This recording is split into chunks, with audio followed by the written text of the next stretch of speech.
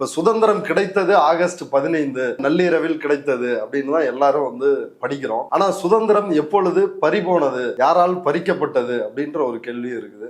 முதல்ல 1757 battle of Plassey, Siraj ud Daulah, black hole இதெல்லாம் தெரிந்து அந்த யுத்தத்துல ராபர்ட் கிளைவ் சென்னையிலிருந்து போய் அந்த சுராஜுத் தௌலாவை தோக்கடிச்சு அவனை சிறை பிடித்து அந்த போரின் போது பார்ப்பனிய பனியாக்கள் ராபர்ட் கிளைவ் அடிவருடலாக இருந்தார்கள் என்பது கூட வரலாறு. ஓகே, அவங்களோட தான் இருக்காங்க. ஆமா, வெள்ளைக்காரன் வந்ததோட அவனோட போய் சேர்ந்துக்கிட்டாங்க. பிரெஞ்சுக்காரன் வந்தா பிரெஞ்சோட சேர்ந்துக்கினாங்க, டச்சுக்காரன் வந்தா டச்சோட சேர்ந்தான். எவன் ஆளும் வர்க்கமாக மாறுகிறானோ அவனோடு கூட தான் அவங்க வராங்கன்றது தான் வரலாறு. அப்போ வந்தே மாதரம் அப்படின்னு எல்லாம் கூட ஸ்லோகன் ஷவுட் பண்றாங்க.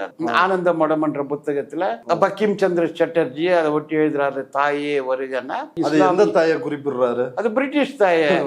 சோ இஸ்லாமிய தாயை ஒழித்து கட்டினான் என்பதற்காக தாயே வா என்றா பிரிட்டிஷ் தாயே வா என்றது தான் பொருள்.